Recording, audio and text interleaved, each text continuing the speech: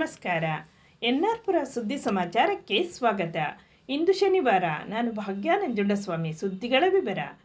ಸಂಸ್ಕಾರಕ್ಕೆ ದೊಡ್ಡ ಶಕ್ತಿ ಇದ್ದು ಮಕ್ಕಳಿಗೆ ಶಿಕ್ಷಣದ ಜೊತೆಗೆ ಸಂಸ್ಕಾರ ಸಹ ನೀಡಬೇಕು ಎಂದು ಕ್ಷೇತ್ರ ಶಿಕ್ಷಣಾಧಿಕಾರಿ ಶಬನಾ ಅಂಜುಮ್ ಕರೆ ನೀಡಿದರು.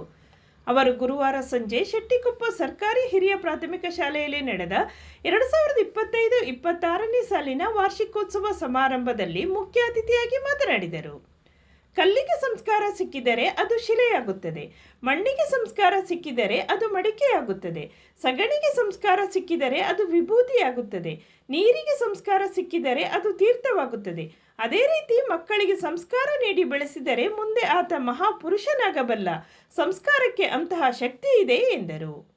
ಅತಿಥಿಯಾಗಿದ್ದ ಕಡಹಿನಬೈಲು ಗ್ರಾಮ ಪಂಚಾಯಿತಿ ಉಪಾಧ್ಯಕ್ಷ ಸುನೀಲ್ ಕುಮಾರ್ ಮಾತನಾಡಿ, ಶೆಟ್ಟಿಕೊಪ್ಪ ಸರ್ಕಾರಿ ಶಾಲೆಯಲ್ಲಿ ರಾಜ್ಯ ಮಟ್ಟದ, ಜಿಲ್ಲಾ ಮಟ್ಟದ ಹಾಗೂ ತಾಲೂಕು ಉತ್ತಮ ಶಿಕ್ಷಕ ಪ್ರಶಸ್ತಿ ಪಡೆದ ನುರಿತ ಶಿಕ್ಷಕರಿದ್ದಾರೆ. ಇದರಿಂದಾಗಿ ಉತ್ತಮ ಗುಣಮಟ್ಟದ ಶಿಕ್ಷಣ ಸಿಗುತ್ತಿದೆ ಎಂದರು. ಕಡಹಿನಬೈಲು ಗ್ರಾಮ ಪಂಚಾಯಿತಿ ಅಧ್ಯಕ್ಷೆ ಲಿಲ್ಲಿ ಮಾತುಕುಟ್ಟಿ ಉದ್ಘಾಟಿಸಿದರು. ಸಭೆಯ ಅಧ್ಯಕ್ಷತೆಯನ್ನು ಶಾಲಾ ಎಸ್ಡಿಎಂಸಿ ಅಧ್ಯಕ್ಷ ಎಂ ಜಗದೀಶ್ ವಹಿಸಿದ್ದರು.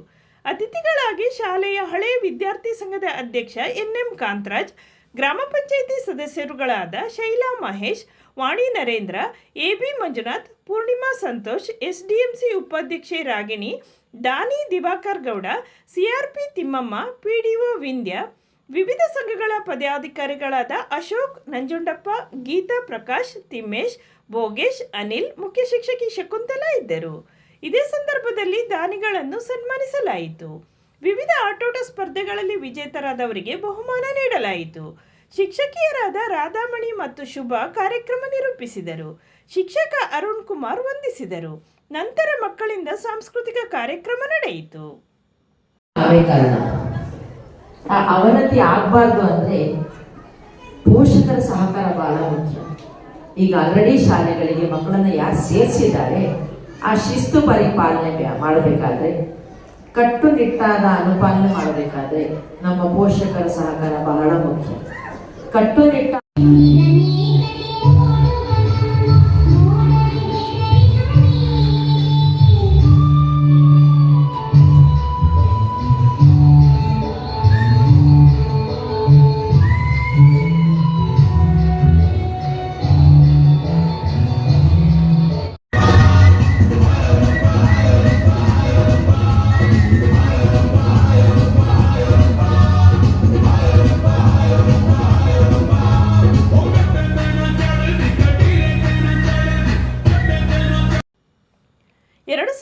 ಮಧ್ಯವರ್ಜನ ಶಿಬಿರಕ್ಕೆ ಬಂದ ಶಿಬಿರಾರ್ಥಿಗಳು ಮುಂದೆ ಹೊಸ ಬಾಳು ಕಟ್ಟಿಕೊಳ್ಳಬೇಕು ಎಂದು 2000ನೇ ಮಧ್ಯವರ್ಜನ ಶಿಬಿರದ ವ್ಯವಸ್ಥಾಪನಾ ಸಮಿತಿ ಅಧ್ಯಕ್ಷ ಪೂರ್ಣೇಶ್ ಕರೆ ನೀಡಿದರು.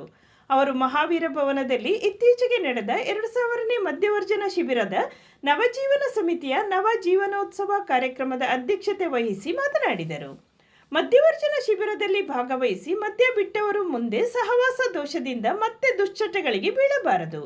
ಈಗಾಗಲೇ 2000ನೇ ಮಧ್ಯವರ್ಜನ ಶಿಬಿರದ ಸಮಾರೋಪ ಸಮಾರಂಭವು ಧರ್ಮಸ್ಥಳದಲ್ಲಿ ಧರ್ಮಾಧಿಕಾರಿ ಡಾಕ್ಟರ್ ವೀರೇಂದ್ರ ಹೆಗಡೆ ಅವರ ಅಧ್ಯಕ್ಷತೆಯಲ್ಲಿ ಸಮಾಪನಗೊಂಡಿದೆ. ಕುಟುಂಬದವರ ಕಣ್ಣೀರು ಒರೆಸಿ ಅವರ ಮುಖದಲ್ಲಿ ಮತ್ತೆ ನಗು ಮೂಡಿಸಿದ ನವಜೀವನ ಸಮಿತಿ ಸದಸ್ಯರು ಮುಂದೆಯೂ ಸದಾ ಇದೇ ರೀತಿ ಇರಬೇಕು ಎಂದು ಕಿವಿಮಾತು ಹೇಳಿದರು. 2000ನೇ ಮಧ್ಯವರ್ಜನ ಶಿಬಿರದ ವ್ಯವಸ್ಥಾಪನಾ ಸಮಿತಿ ಗೌರವಾಧ್ಯಕ್ಷ ಎನ್ಎಂ ಕಾಂತರಾಜ್ ಮಾತನಾಡಿ, ಮಧ್ಯವರ್ಜನ ಶಿಬಿರ ಮುಗಿದು 1 ತಿಂಗಳಲ್ಲೇ ನವಜೀವನ ಸಮಿತಿ ಸದಸ್ಯರ ಮುಖದಲ್ಲಿ ಬದಲಾವಣೆ ಕಂಡಿದೆ. ಧರ್ಮಸ್ಥಳದ ಶ್ರೀ ಮಂಜುನಾಥ ಸ್ವಾಮಿಯೇ ಇದಕ್ಕೆ ಕಾರಣರಾಗಿದ್ದಾರೆ ಎಂದರು. ಜಿಲ್ಲಾ ಜನಜಾಗೃತಿ ವೇದಿಕೆ ಸದಸ್ಯೆ ಭಾಗ್ಯ ನಂಜುಂಡಸ್ವಾಮಿ ಅವರು ನವಜೀವನ ಸಮಿತಿ ಸದಸ್ಯರ ಕುಟುಂಬದ ಅಭಿವೃದ್ಧಿ ಹಾಗೂ ಆರೋಗ್ಯದ ಬಗ್ಗೆ ಮಾಹಿತಿ ನೀಡಿದರು.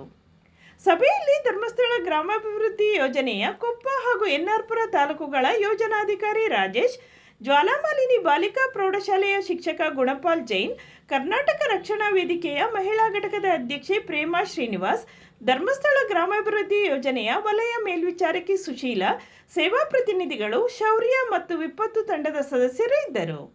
ಇದೇ ಸಂದರ್ಭದಲ್ಲಿ 2000ನೇ ಮಧ್ಯವರ್ಜನ ಶಿಬಿರದಲ್ಲಿ ಭಾಗವಹಿಸಿದ್ದ ಎಲ್ಲ ಶಿಬಿರಾರ್ಥಿಗಳಿಗೂ ಪ್ರಶಸ್ತಿ ಪತ್ರ ನೀಡಲಾಯಿತು. ಈ ಬಾರಿಯ ಶೈಕ್ಷಣಿಕ ವರ್ಷದಲ್ಲಿ ಎಸ್ಎಸ್ಎಲ್ಸಿಯಲ್ಲಿ 100% ಫಲಿತಾಂಶ ಬರಲು ಎಲ್ಲಾ ಪ್ರಯತ್ನ ಮಾಡುತ್ತೇವೆ ಎಂದು ಕ್ಷೇತ್ರ ಶಿಕ್ಷಣಾಧಿಕಾರಿ ಶಬನಾ ಅಂಜುಮ್ ತಿಳಿಸಿದರು. ಅವರು ಸೋಮವಾರ ಕ್ಷೇತ್ರ ಶಿಕ್ಷಣಾಧಿಕಾರಿಗಳ ಕಚೇರಿಯ ಬಿಆರ್ಸಿ ಸಭಾಂಗಣದಲ್ಲಿ ಪ್ರೌಢಶಾಲಾ ಶಿಕ್ಷಕರಿಗಾಗಿ ನಡೆದ ಎಸ್ಎಸ್ಎಲ್ಸಿ ಫಲಿತಾಂಶ ಸುಧಾರಣಾ ಭಾಷಾವಾರು ಕಾರ್ಯಾಗಾರ ಉದ್ಘಾಟಿಸಿ ಮಾತನಾಡಿದರು. ಈ ಕಾರ್ಯಾಗಾರದಲ್ಲಿ 6 ವಿಷಯಕ್ಕೆ ಸಂಬಂಧಿಸಿದಂತೆ ತರಬೇತಿ ನೀಡಲಾಗುತ್ತದೆ. ಮಾರ್ಚ್ 18ಕ್ಕೆ ಎಸ್ಎಸ್ಎಲ್ಸಿ ಪರೀಕ್ಷೆ ಪ್ರಾರಂಭವಾಗಲಿದೆ. ಮಕ್ಕಳ ಕಲಿಕೆ ಉತ್ತಮವಾಗಬೇಕು ಎಂದು ಕ್ರಿಯಾ ಯೋಜನೆ ರೂಪಿಸಲಾಗುತ್ತಿದೆ.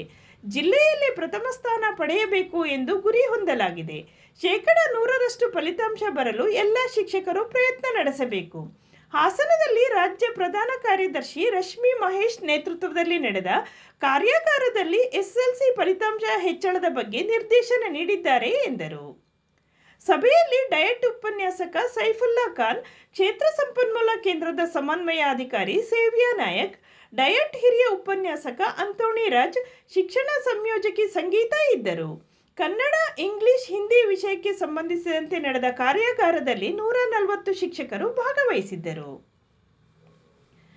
ಜಿಲ್ಲಾ ಮಟ್ಟದ ಪ್ರತಿಭಾ ಕಾರಂಜಿಯಲ್ಲಿ ಎನ್ಆರ್ಪುರ ತಾಲೂಕಿನ ವರ್ಕಟೆ ಸರ್ಕಾರಿ ಹಿರಿಯ ಪ್ರಾಥಮಿಕ ಶಾಲೆಯ 7ನೇ ತರಗತಿಯ ವಿದ್ಯಾರ್ಥಿನಿ ಕುಮಾರಿ ದೀಶಾ ಕವನ ವಾಚನ ಸ್ಪರ್ಧೆಯಲ್ಲಿ ತೃತೀಯ ಸ್ಥಾನ ಪಡೆದಿದ್ದಾಳೆ ಎಂದು ಶಾಲಾ ಮುಖ್ಯೋಪಾಧ್ಯಾಯ ದೇವೇಂದ್ರ ನಾಯಕ್ ತಿಳಿಸಿದ್ದಾರೆ. ಉತ್ತಮ ಸಾಧನೆ ಮಾಡಿ ಶಾಲೆಗೆ ಕೀರ್ತಿ ತಂದ ಕುಮಾರಿ ದೀಶಾ ಅವರನ್ನು ಶಾಲೆಯ ಮುಖ್ಯ ಶಿಕ್ಷಕರು, ಎಸ್ಡಿಎಂಸಿ ಅಧ್ಯಕ್ಷರು, ಸಹ ಶಿಕ್ಷಕರು ಹಾಗೂ ಹಳೆ ವಿದ್ಯಾರ್ಥಿ ಸಂಘದವರು ಅಭಿನಂದಿಸಿದ್ದಾರೆ.